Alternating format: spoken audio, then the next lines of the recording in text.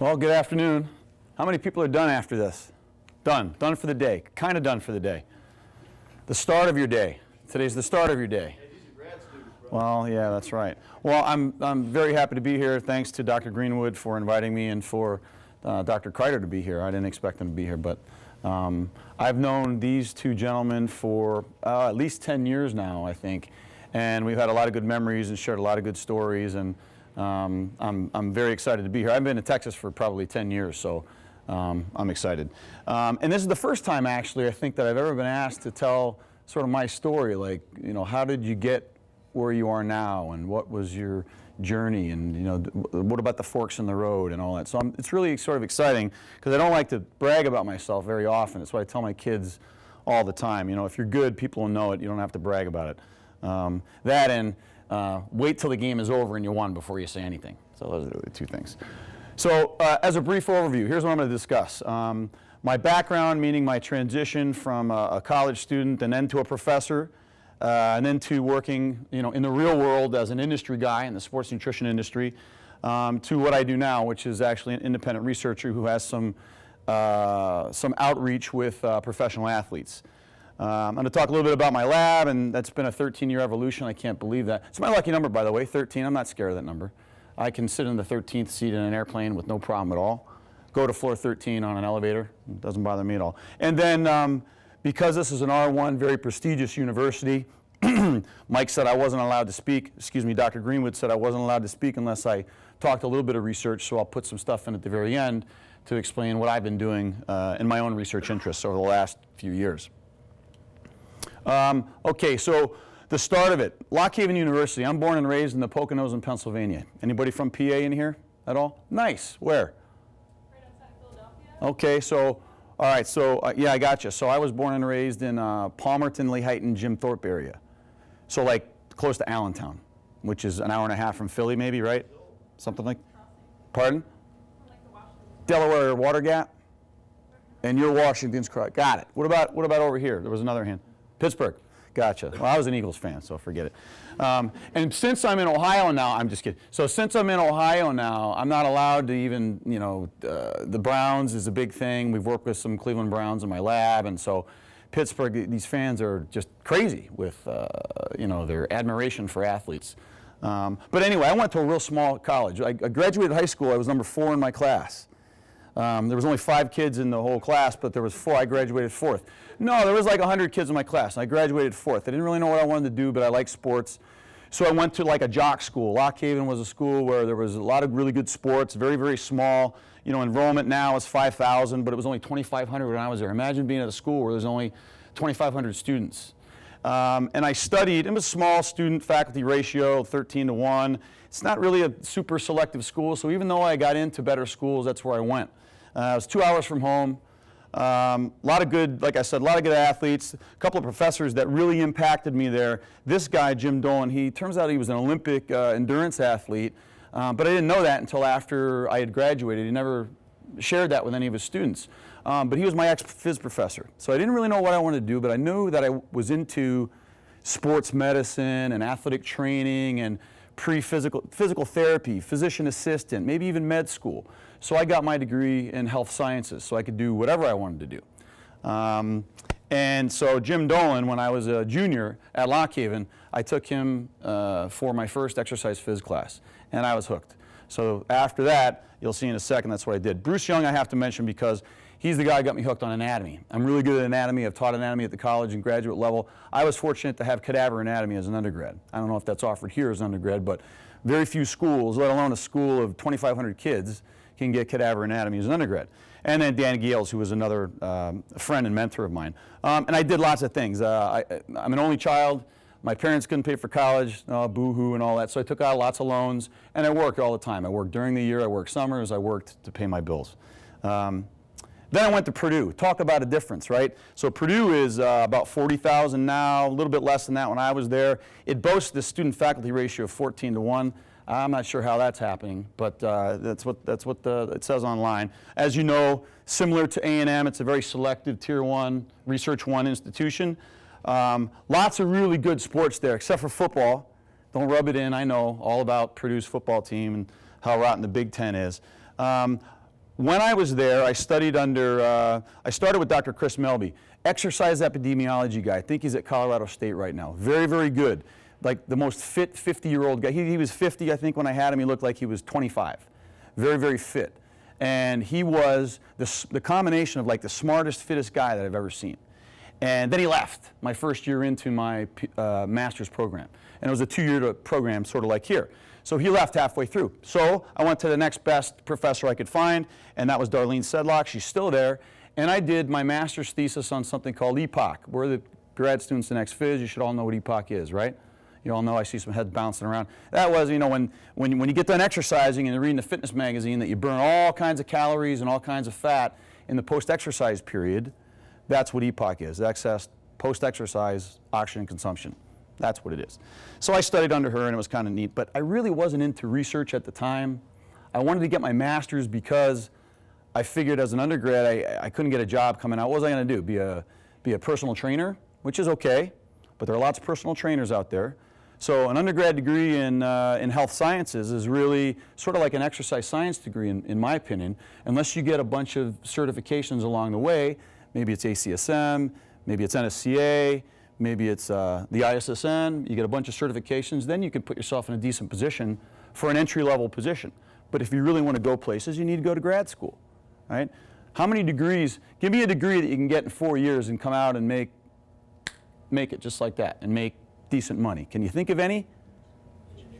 Engineering is the first one, right? That's why I said I didn't go to Purdue for engineering, because when people say you went to Purdue, what'd you study? Engineering? MBA? No. Aviation is also a good, they also have a good aviation school. No, none of those. Exercise phys. But architecture maybe would be another one of those degrees, right, as an undergrad. There's not many. Point is, there's not many. So, and that's part of the reason why everybody's here. I was a GA. I taught lots of things. I taught lots of activities classes, martial arts, but when I was in my last year, that's when you got to teach the cool lab parts, ex-phys labs and anatomy labs and so on. And then I went to Kent. People scratched their head on it. Why would you go to Kent when you were at Purdue? Why didn't you stay at Purdue? And if I had to do it over again, well, the short answer to that is because Kent had one of the best programs in exercise physiology at the time. A guy named Pete Lemon was there, who was one of the first researchers to show that athletes require more protein than everybody else, than sedentary people, and that exercise can increase protein requirements. So that's why I went to Kent, because I went to Kent to study from the professor whose research I was reading at the time. And I still think that's good advice.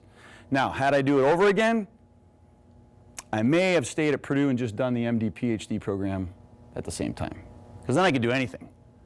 You know, you got an MD, you're a mud FUD, I guess is what they're called, right? You're a mud FUD, you can do it all, MD, PhD. So for the PhD students in the room, consider that. I'm assuming A&M has a medical school. Is there any kind of combo program? Yet? There's another idea for you. Just dropping the pearl. Just dropping the pearl. Big school. So I went from 2,500 students to 30,000 students to back down to sort of 20,000 when I was there. But it's less selective overall. I mean, Kent, maybe you haven't heard this one. You ready for it? Let me know when you're ready. Can't read, can't write, Kent State. Oh yeah, I've heard it. Mistake by the Lake. I've heard that one. I heard that one. Cleveland, where are you from? Cleveland. Oh, the Mistake by the Lake. I've heard them all. It's rich in student activism. You may remember May 4th, 1970, 4 Dead in Ohio, the Grateful Dead song. So it's really rich in student activism. I already mentioned Peter Lemon. Wayne Sinning is a very prominent but now retired researcher in body composition. Is there any anthropometry classes? You guys do any somatotyping, anthropometry stuff? Or is that sort of all? There's not separate classes, but some of that's infused in select classes. So some of those, if any of that rings a bell for you guys, Wayne Sinning was one of the pioneers in that area. And David Deutsch was nice enough. Dr. Deutsch was a professor that I met my first year because Kent had a program in combination with the medical school, which was 5 miles down the road. It was a PhD in biomedical sciences. And I almost switched out of ex-phys my first year and went PhD in biomedical sciences. Why? Because I looked at the curriculum and they were darn near the same. They were almost identical. So I thought, well, why would I teach a bunch of activity classes in an ex-phys program, weight training, and start at the bottom again like I had done? Why don't I just go to biomedical sciences and get a Ph.D. there? And Dr. Deutsch came up and said, how about if I get you to teach nothing but anatomy with me and ex-phys labs from the very beginning? And I thought, wow, that's kind of cool, because then when I get done, I have 4 years of experience, assuming that I finish in 4 years, which I did. But then I have 4 years of teaching experience with those courses, with anatomy, with real classes, not activity classes. So that's why I stayed. So academically, to review here, my undergrad was in '89. I forgot about that. Got my master's at Purdue in '91. Then it was kind of neat. I was on the market. A job came open at my old alma mater, at Lock Haven. So I went back to Lock Haven University and I taught for a year. I taught anatomy, I taught physiology, I taught exercise physiology. It was really, really neat. And you know what I realized? I wasn't making a whole lot of money, and I needed an advanced degree to make more money, but I really liked this teaching thing. So oddly enough, I went to study my Ph.D. because I wanted to teach more. Sort of odd, right? So I went to Kent, as I mentioned, finished in 4 years, and then a job came open again, full-time temporary spot, back at Lock Haven, where I had done my undergrad. Is it crazy? So then I had 2 years of experience. I had a year here and I had a year here. So when I really got done and applied for a decent job, I got a full-time position, tenure track at Eastern Michigan University. I was there 2.5 years, and then I left. Well, why did I leave? So, because that's what I was shooting for. I wanted the Ph.D., I wanted to teach, but the research bug sort of bit me a little bit when I was at Kent with Pete Lemon. Well, here's why. They worked me like a rented mule. And then they worked me some more. So I was teaching 6 undergrad, 3 grad courses, obviously not all at once, but I taught stuff like A&P and pathology and physivacs and body comp and sports nutrition.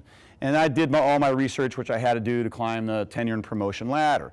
And I did that research on human performance, nutrition, body composition, and dietary supplements. I developed new courses, 1 undergrad course and 3 graduate level courses. This is all in a span of 2.5 years. I was named the director of the Laboratory of Applied Physiology. Again, I'm the new guy, and I'm the director. I was named the coordinator of the Exercise Science Graduate Program.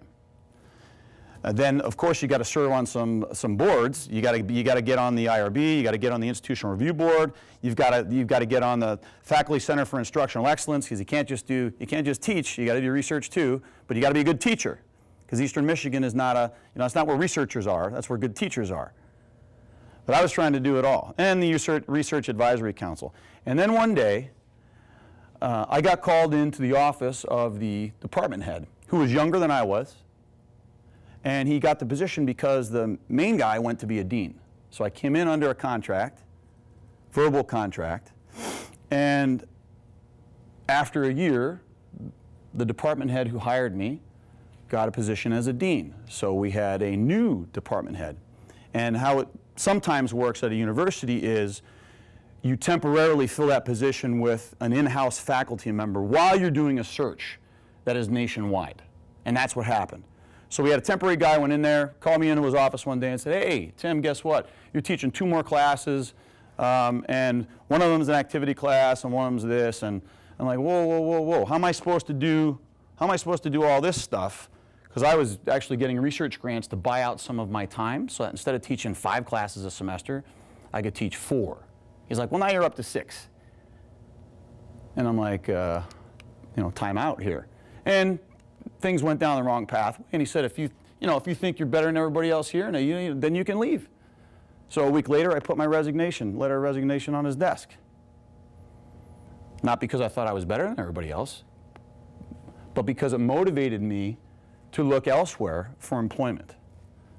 And this is just to put things in perspective, that was my 9-month salary. I'm okay sharing numbers. I had student loans to pay back from my undergrad. So I was newly married, and I had a son at the time, barely making it. I mean, no savings account at all between paying rent and paying back student loans.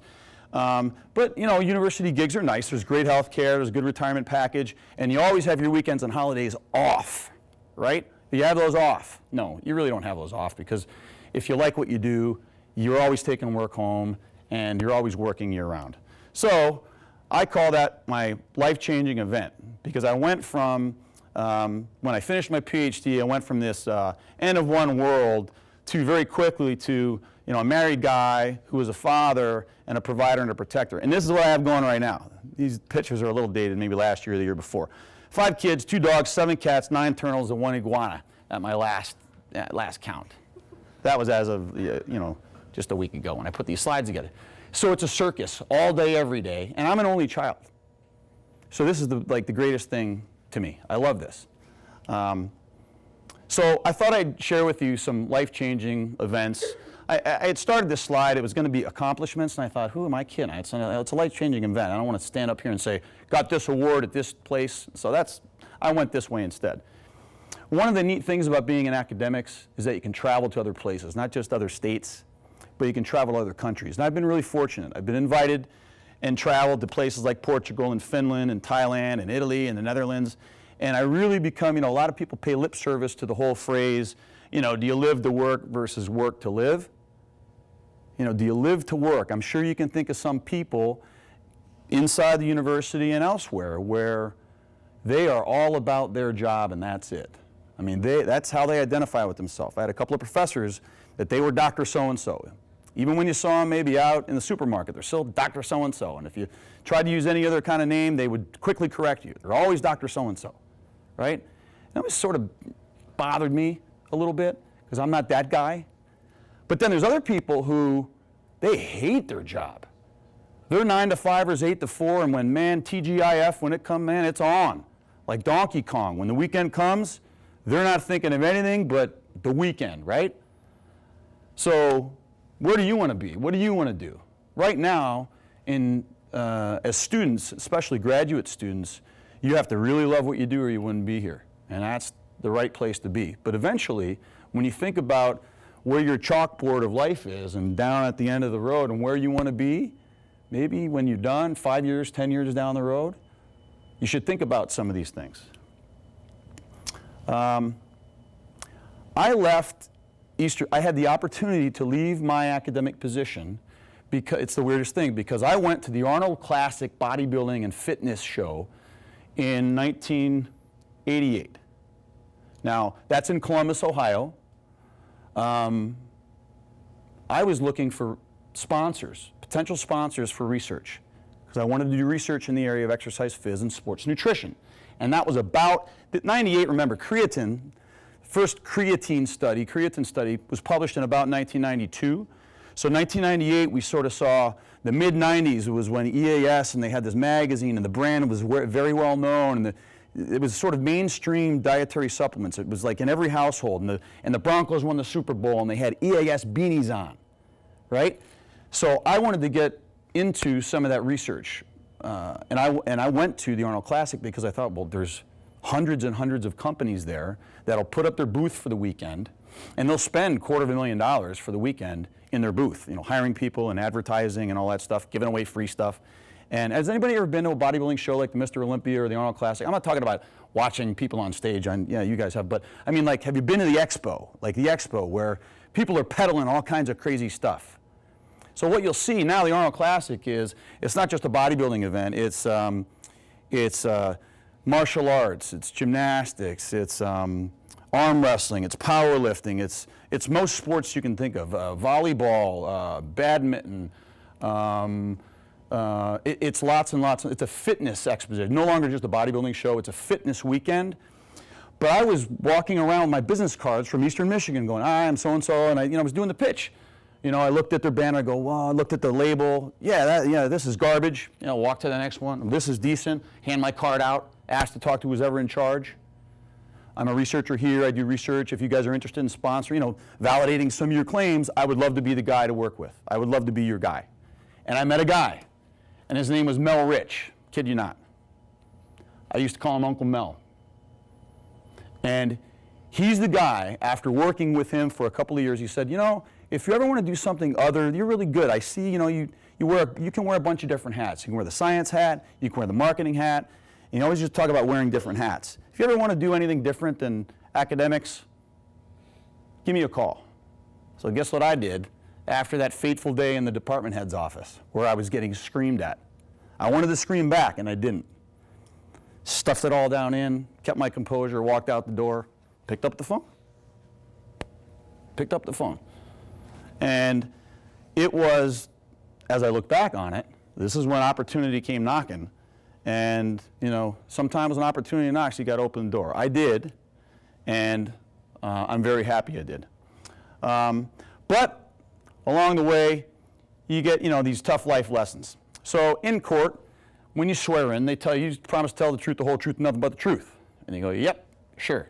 And so I've been, as Rick and maybe some of, I don't know if Dr. Greene would have done any of this, but expert witness and testimony and giving depositions as part of lawsuits. I've been that guy. I've been that guy on both sides. And it's amazing to see what certain people can do to twist your words. Like, did you say this? Well, yeah, but it was part of a string. Yes or no, did you say this? Yeah. Oh. And then it's the classic taken out of context thing. So I had a couple, you know, speed bumps because I was quoted out of reference, and then it makes big news. Next thing you know, your name appears in a newspaper here or there, and then next thing you know, my mom's calling me saying, "What's going on?" I mean, it was crazy, but this is all part of my story. When I first taught classes as a prof, I was 24 years old. I was teaching kids who were students. Some were older than me. It was really weird. They called me Doogie Howser. No one in here knows who that is except maybe the older guys. But it was crazy. But it was a lot of fun at the same time.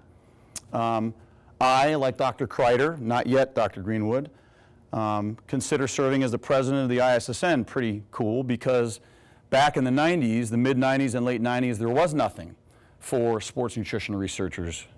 It was you try to publish your findings in the regular journals, and oftentimes you'd get, in my opinion, some unfair scrutiny, unless you found out that something didn't work. If you want to publish a study that says something doesn't work or that is dangerous, no problem. But if you want to publish a study on a dietary supplement that says it's safe and it works, maybe it improves performance or, God forbid, has some health benefits, sometimes you run into a little bit of, you know, problems. Hence the ISSN, which is now 10 years old.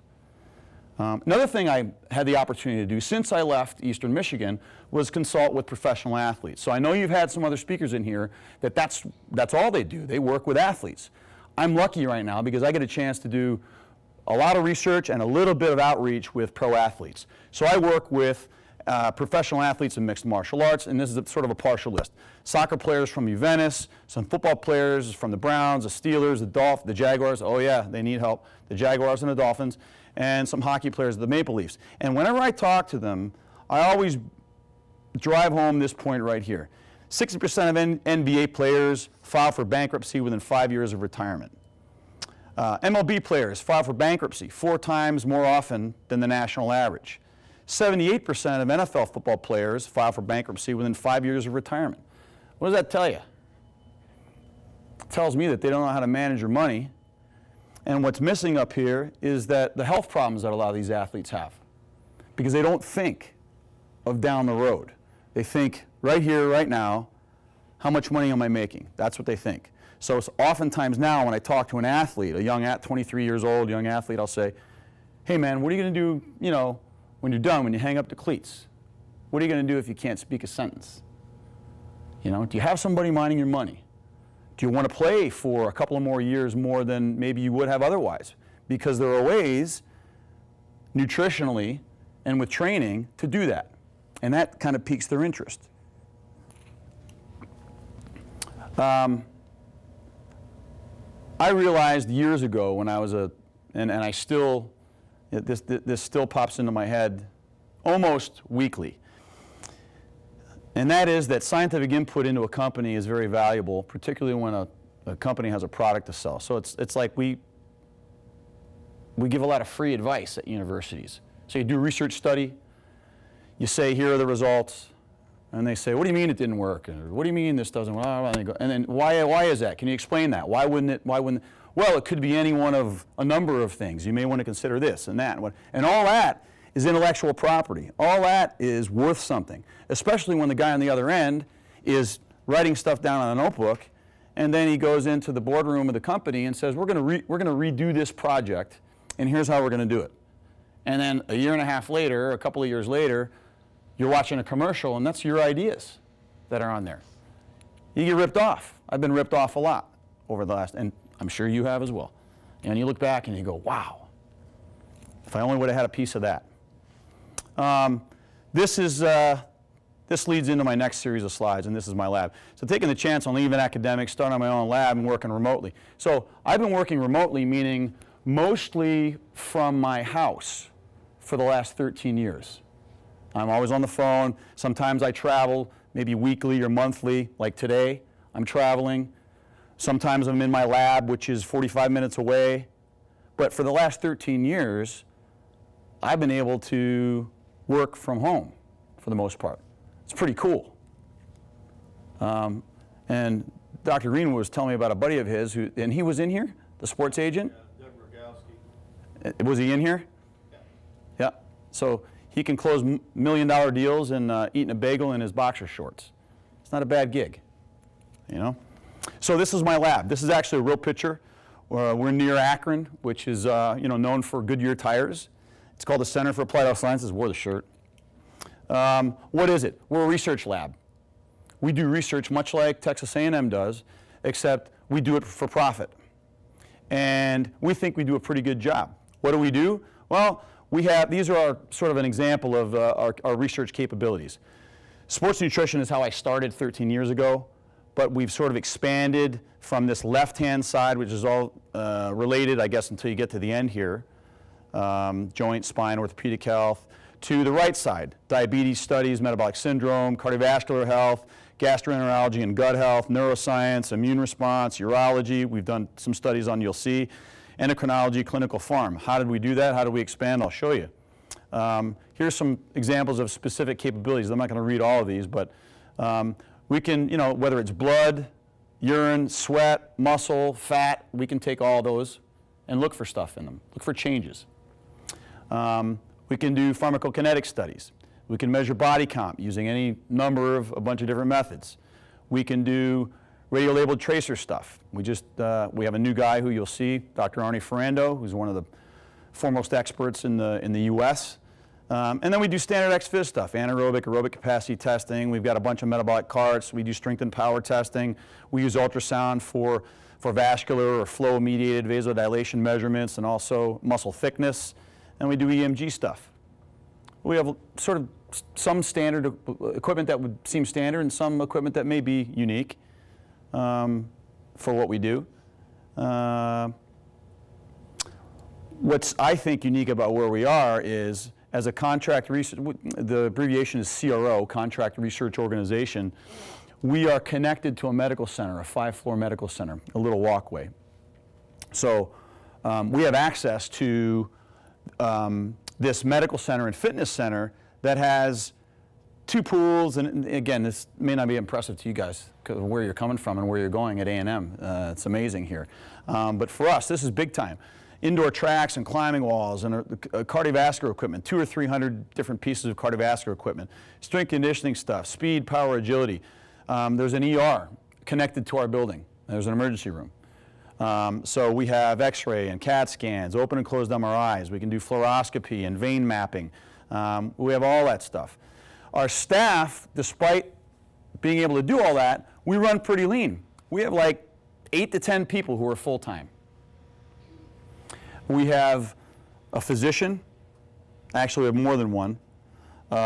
We have PhDs. We have one RD, registered dietitian, which obviously we need. I don't know what the state laws are here in Texas, but in Ohio, you can't prescribe any kind of diet unless you're an RD or a physician. You can give general guidelines, but you can't hand someone a piece of paper and say, for breakfast, have 2 egg whites and some oatmeal and some fruit, 6 ounces of orange juice, and you can't do that. Not in Ohio. So hence the RD. Arnie Ferrando, I mentioned. He's our new Chief Science Officer. If you've read anything in the area of protein metabolism or muscle protein synthesis or fractional rate of muscle protein synthesis, you'll see him all over the place. We have a real good research assistant. Our main research assistant, he's got his master's and he's a PhD student right now at Kent. And he's ACSM and NSCA certified. And then we have our research associates and affiliates. So this is, if we can't do something in our lab, we have colleagues who can do it in other places. And so this is an example of some of the colleagues who we have. We have Dr. Abby Smith, and she's at UNC Chapel Hill. We have Steve Schmitz, he's a physician who specializes in medical monitoring. Doug Kalman, some people in the room recognize, he's a Ph.D. RD. Doug Bibas, he's one of the foremost experts in omega-3 fatty acid metabolism. We have Jamie Landis, he's a MUDFUD, he's an MD Ph.D. He's got his MS in endocrine phys and a Ph.D. in neuroscience. How about that guy? Master's in endocrine, Ph.D. in neuroscience, just throw an MD in over top of that. He's a pretty smart guy. We have a PharmD. We have Sean Art from Rutgers. We have Jacob Wilson. We have Joey Antonio. We have lots of, and we have more people on there than but you get the idea. If we can't do it in-house, we can collaborate with our colleagues to do it elsewhere. Very fortunate. This is an example of some of the most recent stuff that we've done in my lab. This is a study that's actually going to start in a few weeks, where we're using radio-labeled tracers to look at, and muscle biopsies, to look at differences in muscle protein synthesis in response to different kinds of protein. We have weight management. We have a big, I think I can say this, we have a big twin lab. We have hydroxycut versus metabolife going on right now, versus placebo, 3 arms. So we have that going. We have ORB, which is an adjunct. It's actually a blend of connective tissue precursors used as an adjunct to rehabilitating tendinopathies of the shoulder. So people with rotator cuff problems, we put them on a placebo, or we put them on this mixture, this blend, and then track their rehab and their recovery from rotator cuff tendinopathies. We have some type 2 diabetes stuff going on. We have an L-carnitine study going on. We have, what's this? Oh yeah, this is a hydrolyzed collagen product. Again, a connective tissue-based study, recovery from exercise performance.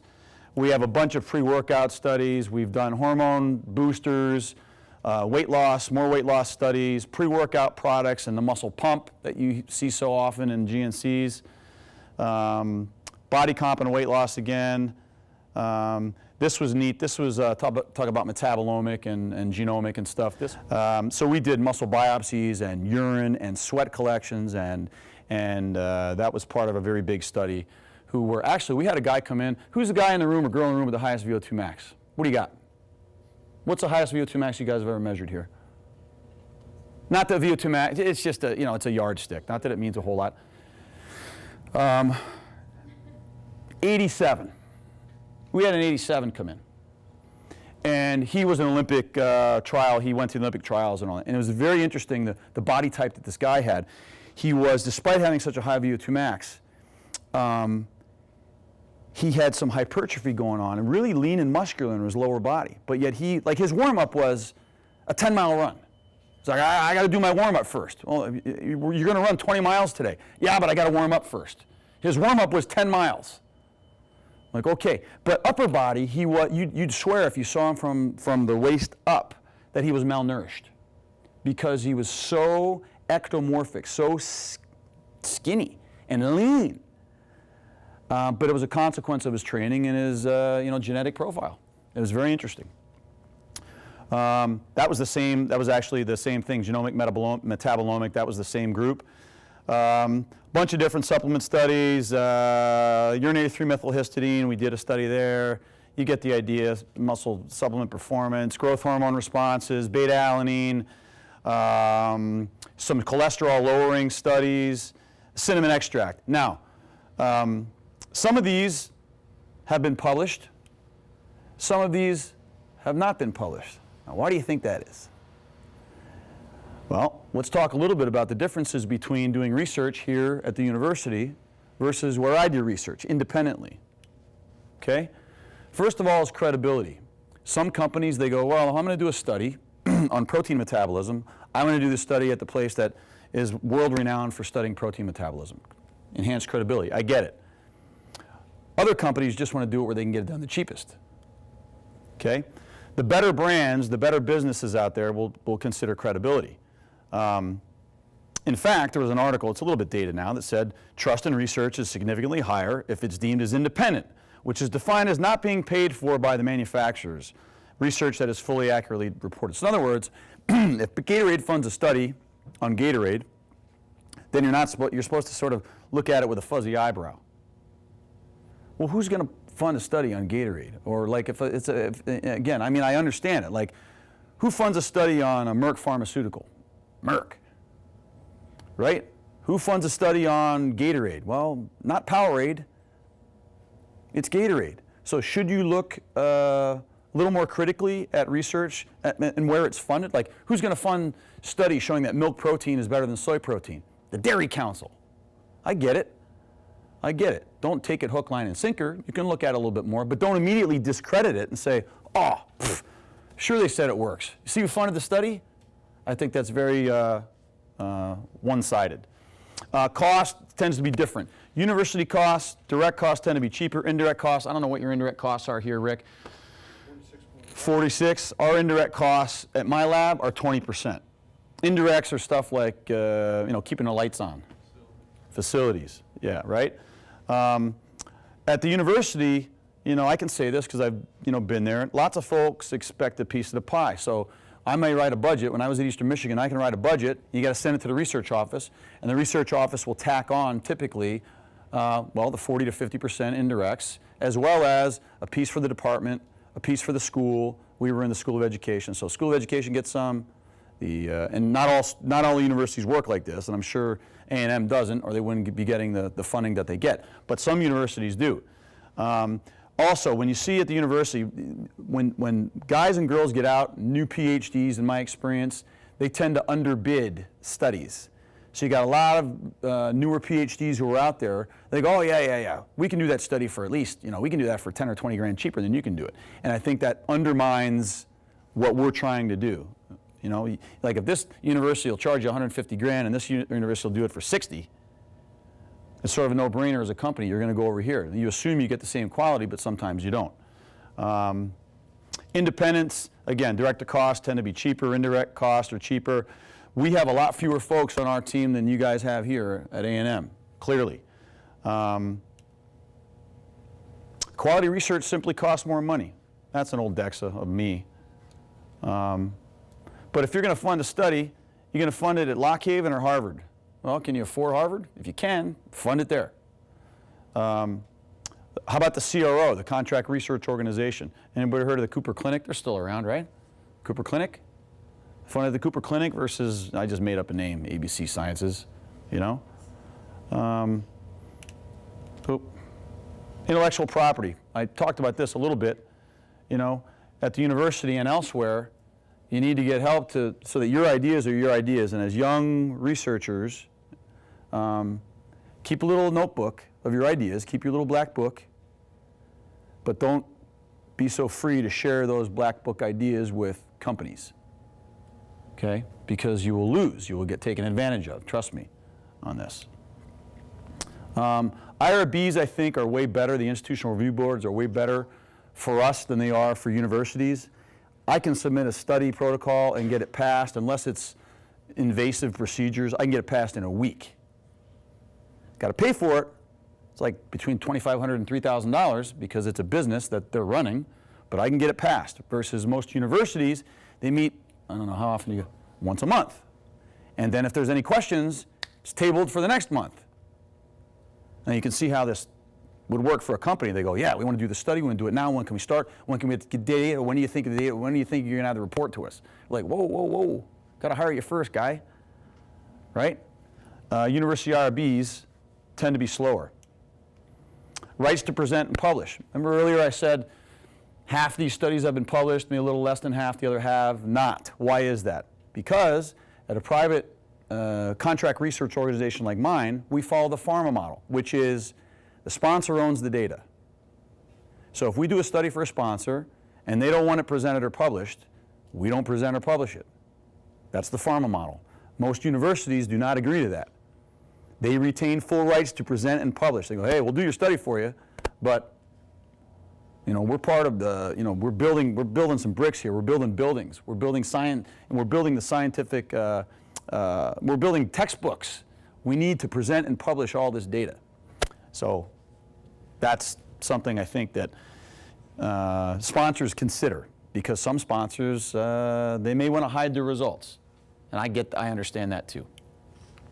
Other issues. Some universities use undergrad and grad students to collect their data. In my lab, we don't use undergrad and grad students. We don't even use students who are there for internships. You know, we use people who are either research or lab techs, RNs, MDs, PhDs, or RDs. They have specific technical expertise. That's not ripping on undergrads or grad students. It just means that sometimes the data tend to be a little cleaner the more experience you have. You get better at collecting data the more experience you have. There's protocol development fees. I don't know if you guys do this, but my phone rings all day long every day. Hey, can you put together a protocol? We're thinking about doing a research study. Can you put together a protocol for this? Sure. Well, I found out years and years and years ago, when you start doing protocol after protocol after protocol after protocol, 80% of the companies are never going to pull the trigger. That's wasted time. And for me, I only eat what I kill. So if I don't get research money coming in, there's no money coming in. So for me to waste time, in other words, there's no salary. Like if I'm at a university, I've got a university salary. I can write grants and all. My time is sort of covered. If I'm in my office writing a grant or writing a research proposal, my time is covered. I'm getting paid for that. But if I'm in my lab and I'm spending time on the phone doing research grants and research proposals and it doesn't get funded, no one pays me for my time. I lose. So one thing we adopted, I don't know if you do this as well, but one thing we do now is we say, hey, listen, first phone call is free. After that, if you ask us to put together a research proposal or protocol, you got to pay us. You either pay us an hourly fee, or we'll put a protocol together for $2,500. If you fund the study, $2,500 just comes off the bottom line. If you don't fund the study, we keep it. We do the same. Because that covers our cost of, it's just man hours. Takes time. We don't do it on the proposal, but we do it on the IRB. We've got to the point where it takes a lot of time to submit IRB, and then, so we now have a minimum usually that we'll charge. And the grad students fill out their own IRB forms? We help. You help them? Yeah, it's a pain. But you find out It's a pain in the neck. You find out in a hurry if these companies really want to do the research when they charge up front. That's right. That's right. Oh, and then press releases. You got to love those. Because as soon as something hits the public, they want, you know, so you do a study, you write a little research summary, you send it to them.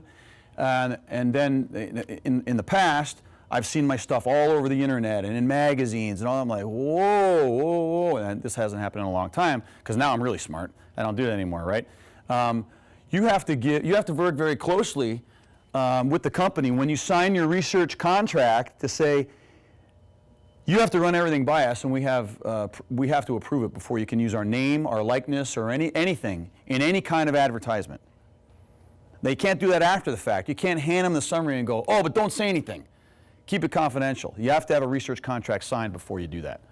I'm running low on time, but I wanted to give you guys an idea of what I do on the athlete side, my athlete outreach.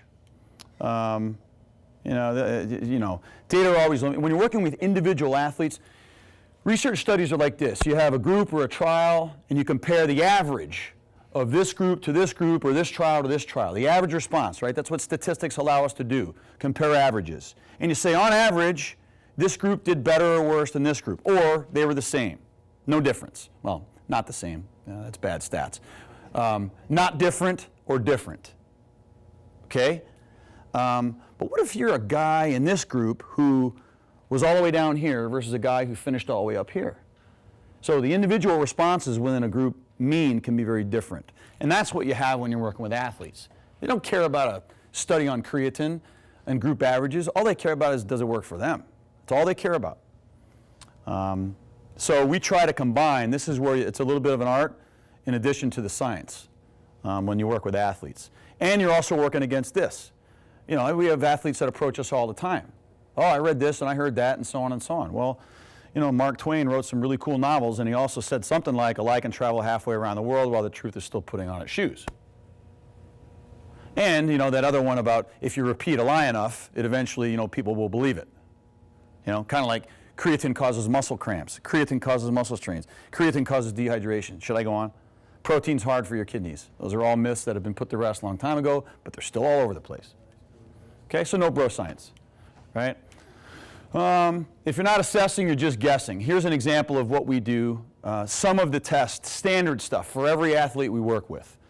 Metabolic panels, lipid panels, CBCs, and then we assess B12, RBC folate, homocysteine, RBC magnesium, hemoglobin A1C, thyroid stimulating hormone, usually a thyroid panel if that pops up. C-reactive protein, we always do 25-hydroxy-D because our athletes, 80% of the athletes we test are suboptimal in vitamin D. Same thing with magnesium. We do body comps and we do resting metabolic rate.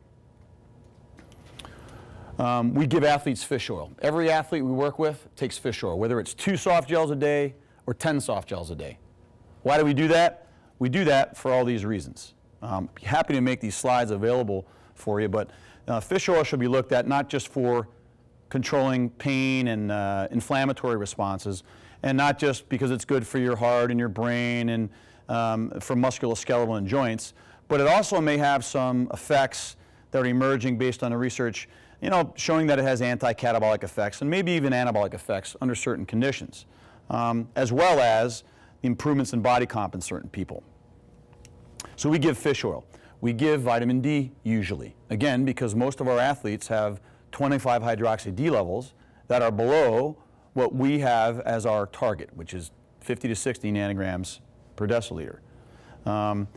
You probably know a lot about the metabolism of vitamin D. You may or may not know that in contrast to the whole, drink your milk, it's good for your bones. Vitamin D is one of the things that personally with my kids and my family and my extended family, a month ago is when we started up on our vitamin D dose. We assess and then we dose based on our 25-hydroxy-D levels. Why is that? Because cold and flu season is coming around the corner. That's why. And one of the main things that vitamin D helps protect against is colds and flus. Immune function. Very, very powerful immune function. Not to mention, you can't say it, but cancer prevention. So you want to go out in the sun, and it's very interesting, and I don't want to get on a side note, but vitamin D out in the sun, you can get a lot of vitamin D from the sun. In fact, I'll show you here. You can get about 2,000 international units from spending about 20 minutes in the sun or 5 to 7 minutes in a tanning bed. Or you could drink your milk, and that would take, I think it's 20 cups of milk to get there a day. You need 20. Or you could eat 100 eggs to do that. You get the point? You can't, if your vitamin D levels are low, you can't get it from food without supplementing. You can't get your levels back up enough. You have to assess it and you have to dose properly. There was a study done in Germany. I'm German. Born here, but my ancestors were from Germany. And they took a bunch of German kids and they irradiated them. They put them in a tanning booth, or a tanning bed at the time. I don't think there were any booths. And they compared them to kids who just were normal kids who weren't put and given ultraviolet irradiation. And this is the change in reaction time. So let's say you have an athlete and they're a boxer or they're a baseball player or any athlete that has to worry about their reaction time. Vitamin D, bones, and immune function, maybe I won't get sick, whatever. Well, this study clearly showed that in these kids that ultraviolet radiation, which enhanced the body's production of vitamin D, led to improvements in reaction time. So this is reaction time improving, and this is the normal reaction time of everybody else that didn't get irradiated. So pretty interesting. We also pay attention to connective tissue recovery. Why? Because my business partner is a physician, and he's a sports medicine doc, and spine and sports med and musculoskeletal stuff that's really in his wheelhouse. So we pay attention to not just bones, but cartilage, ligaments, the whole joint health idea.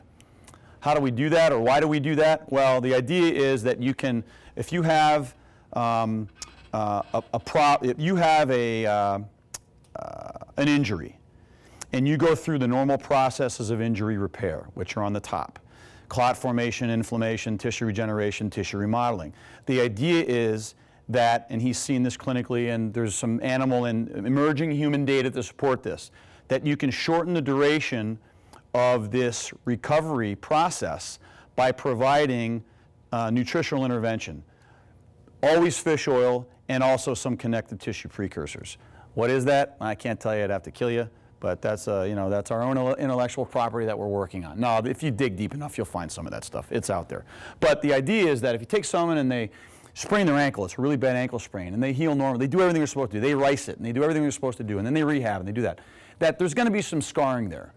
There's going to be some limited mobility, there's going to be some scarring. The idea with this intervention is that you take some of that scarring away. You get them back quicker, and you take some of that scar formation away so that the recovery process is a little bit more complete.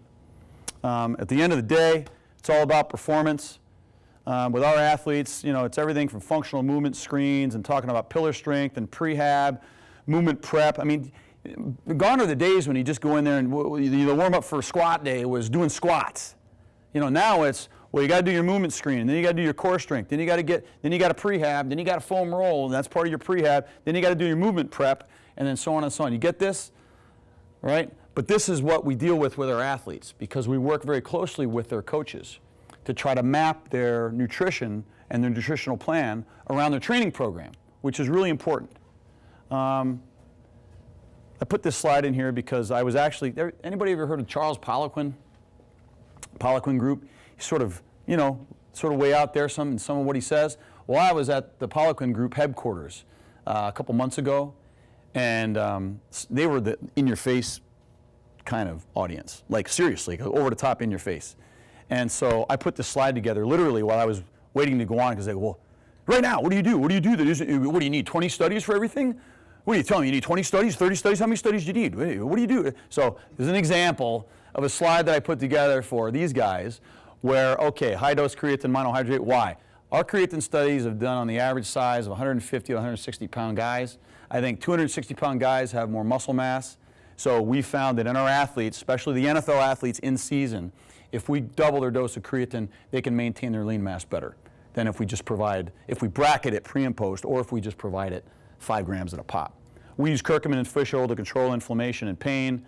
We call it our nutritional headgear to minimize the chances of and encourage recovery from concussions with our NFL guys. So we provide fish oil and vitamin D. We have a specific bone remodeling cocktail that we use with our athletes. Vitamin K2 is a big part of it, but also is vitamin C and D3. Something we've been working on that we have a provisional patent in, is giving 20 grams of beta-alanine all at once without feeling the tingles. Pretty cool. And we like citrulline malate. So these are some slides that I had. These are research topics I find interesting. And these are some slides on protein. And the question I always get, how much protein can you digest in one meal? Anybody who wants to talk to me about that afterwards, I'll be happy to explain it. Along with this, how much protein do you need to turn this guy into this guy, and when do you take it relative to exercise? But is that really true? I mean, have we really done all the studies where we compare, dairy to some other kind of milk? Because we work with athletes who can't have bovine, they can't have cow's milk. They need other stuff. They do soy, they do almond milk, and then you don't know what you're dealing with. Whey protein isolate, whey protein concentrate, multi-protein blends, essential amino acids, branch chains, leucine and various dipeptides, leucine thresholds, 2.5 to 3 grams. This is all stuff that I'm very interested in. The whole transient refractory period, when you infuse amino acids and you're still transiently refractive to the effects on muscle protein synthesis. How do you fix that? Well, Jake Wilson and Don Lehman and Lane Norton have some interesting ideas there. Everybody talks about, I get a lot of questions about, IGF-1. This is a study that we published, 6 years ago, 5 years ago, where we showed that creatine could increase intramuscular IGF-1 content. I get that question all the time because, hey, I heard this supplement, it increases IGF-1. Oh, IGF-1. IGF-1 where? In the blood? Who cares? Muscle, tissue of interest. I'm also very interested in how body fat releases endocrine signals. So the whole idea that body fat isn't just something that sort of sits there and stores extra calories and makes us want to go on diets, but that it actually releases honest-to-God hormones that can control our health and wellness. And that sometimes, I should coin this phrase, your fat cells are broken. They're not working right. They're releasing the wrong chemical signals. How do we fix that? Exercise is one way, but certain dietary manipulations are others. So if I would have known Dr. Kreider would have been here, I would have thanked him too. But Mike, thanks. Thanks for being patient, not falling asleep like this gal did over here. Yeah, she's out. She's out. And if you want, if you'd like any, I'd be happy to share some of these slides or even more questions and comments. With my email address is right there. You guys probably also know for this, the ex-phys and sports nutrition people, this great text that just came out. And I think that's my last slide. Yeah, there you go.